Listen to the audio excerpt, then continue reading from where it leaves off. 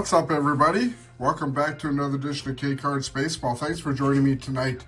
Hopefully you all are doing wonderful out there this fine and lovely evening. Actually, a snowy evening here in Minneapolis on April 1st.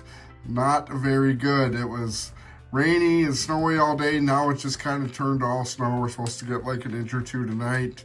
But hopefully it won't stick around for very long and melt rather quickly. But that is neither here nor there. We are not here to talk about that at all tonight. Tonight on the channel, we're going to talk about my top pulls from 2024 Topps Chrome Update and kind of do a review of the set, let you know how we ended up doing, how much we spent, and that type of information. Topps Chrome Update was probably the hottest product in the hobby at the end of last year. It probably was the #1 set during the course of last year because Topps Chrome Update, as well as the regular Topps Update set, was absolutely loaded with the big rookies from last year. We had the 3 Jacksons. So we had Jackson Chourio, Jackson Holiday, and Jackson Merrill rookie cards in the set. We also had Wyatt Langford in the set. I had Wyatt Langford as the #5 rookie in the set, if you can believe that, with how good he was last year. We also had some other rookies in there, such as Kyle Manzardo, who's actually getting off to a really good start this year for the Guardians, as well as some other top rookies in Topps Chrome Update last year. But the big one that primarily drove the set last year, as we all know, was Paul Skenes. And he was the big chase card. The product absolutely went nuts because of that Major League debut patch card that was in the set. The hobby boxes during the height of the search for the Skenes patch card was selling for around $450. Even a mega box was selling for around $150 at one point. Currently, I think that the mega boxes are selling for around $90 still. That seems to me to be a really high price for that particular product at this particular point. As far as our investment strategy and what we did, I didn't buy any hobby boxes at all. I primarily stuck with the mega boxes, and that is all I bought. I bought actually, I think, a total of 6 mega boxes at $50 a piece plus tax. So I think total cost was somewhere around $325 to $350 in that particular area. In the hobby boxes, you did get 1 autograph card. However, for me, out of the mega boxes, I actually pulled a couple of autograph cards. So I actually did better as far as the number of autos that I got with the 6 mega boxes that I bought, as opposed to spending all the money for 1 hobby box. Also in the mega boxes that were exclusive to the mega box are the X-Fractors. You don't get the X-Fractors out of the hobby boxes. So that was the big attraction for buying the mega boxes, was the X-Fractors. But I did pull most of the top rookies X-Fractors, and we're going to talk about that here in a little bit. So at the end of the day, I actually felt that my strategy was probably a little bit better rather than buying a hobby box and a few mega boxes. I think that I actually made out a little bit better, spent a little bit less money just sticking to the mega boxes, and I think that the pulls were actually a little bit better because in a 28 card mega box, you typically got somewhere in the neighborhood of 20 to 22 hits out of a mega box, and you didn't get that out of a hobby box at all. Typically out of a mega box, you only got generally between 5 and 10 regular base cards. The rest were either ray waves, the X-Fractors, the prisms, some negatives, even some autograph cards out of that, as well as just some regular old everyday refractors. So the hits were much more plentiful out of the mega box as opposed to the hobby box. I think that it was a better idea to stick to the mega box format if you can get it at a reasonable price. I wasn't willing to spend $100 to $150 for a mega box. So anytime I did find a mega box for $50 at a Target, I actually bought 2 mega boxes through Card Giant, and the other mega boxes that I bought were primarily from Target stores. And everyone I did spend just $50 for each one of those mega boxes. But anyways, let's go through the top pulls that I had from 2024 Top Scrum Update. I did put Jackson Holiday in there, just his regular base card. It is number 200 in his base card. It's not a refractor or anything, just his plain old everyday base card. It's selling for $1, so not a tremendously valuable card, but I think that this card has some really good upside, so that's why I stuck it in there, even though it is just a regular old everyday base card. Some of the better X-Fractors that I was able to pull included this Jackson Chourio X-Fractor. I apologize to you for my light. I'm just working with one ring light right now. I'm waiting for my new lights to arrive because my other studio lights went out at the same time earlier this week. So sorry about that. So my lighting isn't exactly the best, but we'll make it through it. The Jackson Chourio X-Fractor, currently the comps on this card is around $3.15. Not a tremendously valuable card. I'm not exactly sure why the market for Jackson Chourio is as soft as it is right now. It seems that his market has always been pretty soft. I'm not exactly sure what the issue is there. Compared to the other two Jacksons, Jackson Holiday and Jackson Merrill, his cards are actually a little bit less expensive than those two particular players. But nonetheless, Jackson Chourio is a great player, and I think that he has a tremendous future with the Brewers. And so I really do like this X-Fractor, even though this card is actually pretty reasonably priced at about $3.15. Generally, is the comp for this particular card, somewhere in the $3 to $4 range for a comp on it. Next up is the Shota Imanaga X-Fractor. I did actually pull a couple of these. I didn't want to show both of them.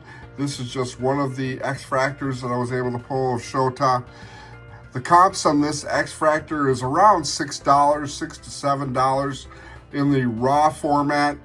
The graded format in a PSA 10 is generally around $30 for this particular card. To me, it really isn't worth sending it off to get graded if it is only going to cover the cost of grading. To get it in a PSA 10, it generally isn't worth chancing getting a lesser grade than a PSA 10 on this card.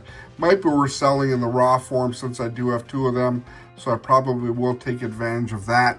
But this is Shota Imanaga. Really good card and a really good player there. I did pull several great White Langford cards in 2024 update. The first example of a really good White Langford is this X-Fractor of his. The Langford X-Fractor is selling only for about $3 on the X-Fractor, $3 to $5 for a comp on this particular card. But if he has a really good year this year and ends up somewhere in the top 5 in MVP voting, I think that this card will go up in value. So White Langford for me is very much a hold at this particular point. I think his cards are going to continue to rise throughout the year unless he comes up injured. He has gotten off to a pretty decent start this year, so I expect big things for Wyatt during the course of this year. And then we got the big horse in an X-Fractor. The Skenes X-Fractor is currently selling on eBay for a comp of $22.50 or basically $22 to $25 in raw form. In a PSA 10, the comp on this card is somewhere around $90. I actually might possibly send this card off to get graded. I think that this is actually a pretty solid card.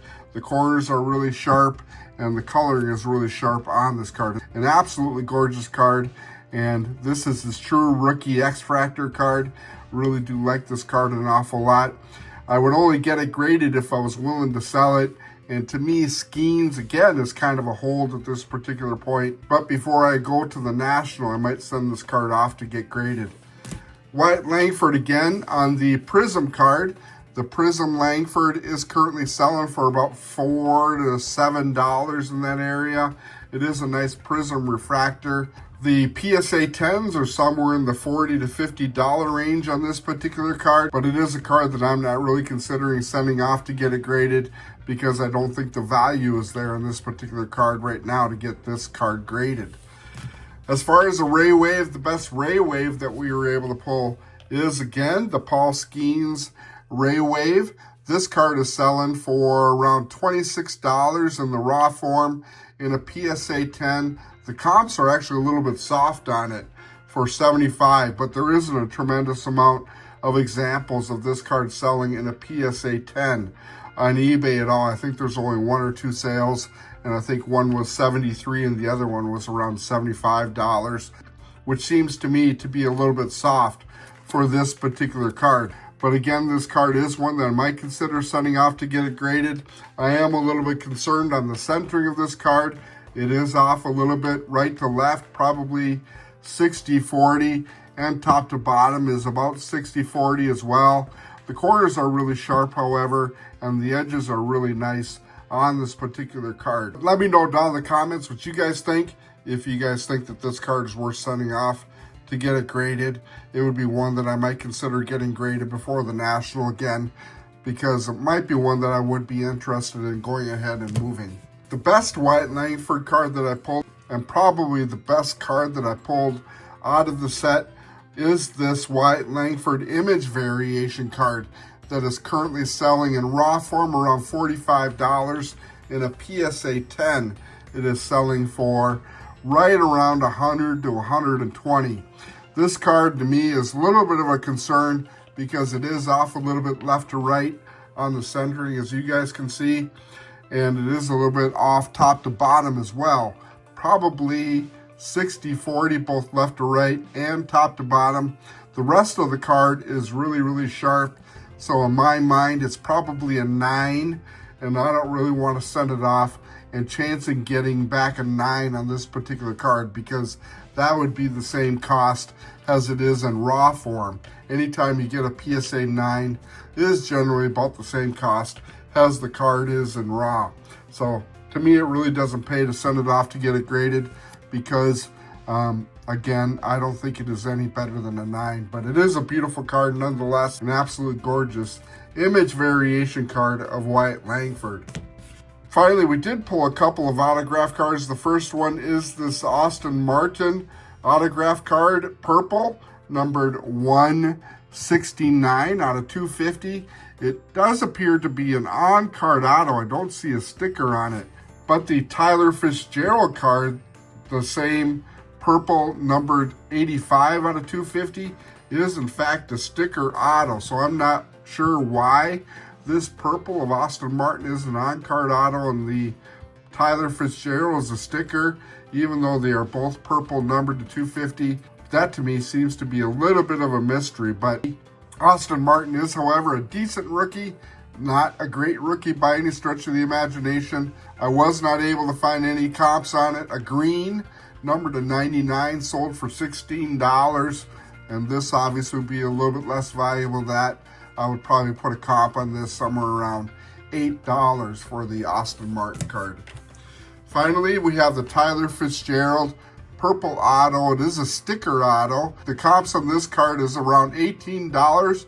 A PSA 10 recently sold for $56 on the Tyler Fitzgerald. Not a big fan of the sticker autos. I'd much rather have an on-card auto. So this card might be a card that I would be interested in moving if I can get somewhere around $15 to $20 for this card. I'll probably throw it up for sale on Facebook Marketplace and see if I can get someone to make an offer for this particular card. But anyways, that is probably the best auto card that I pulled in the 2024 Topps Update set. So that is a look at the breakdown of my best pulls from 2024 Topps Chrome Update. It was a set that I really enjoyed. I couldn't get enough of it, to be honest with you. Anytime I found any sort of mega boxes at a Target store, I was pretty quick to go ahead and snap them up at $50 a piece, because they were selling on eBay for around $130. I often thought about buying 2 or 3, and if I had a chance to go back and buy 2 or 3 and keep one for myself and sell the other 2 for around $75 to $100, I thought that that would have been a pretty good deal. But unfortunately, at the end of the year, with all the different sets that were coming out at the time, funds were a little bit tight, so I didn't really have a tremendous amount of money to drop on buying a bunch of cards right around the holidays. So unfortunately, that was the case. Hopefully that will improve in the future. Anyways, guys, that's all I got for you guys tonight. Throw a comment down in the comment section and let me know what you think of my top pulls for 2024 Top Scrum Update. Let me know what you guys think about the set in general. I'd be very curious to hear what your guys' feedback is about that particular product. It was the hottest product in the hobby last year, and I really enjoyed opening up that product in particular. Anyways, guys, thanks again. If you are new to the channel and haven't had a chance to hit that like and subscribe, please go ahead and take care of that for me now. I greatly appreciate it. And that is all I got for you guys. Be safe out there and happy collecting. We'll talk to you guys tomorrow.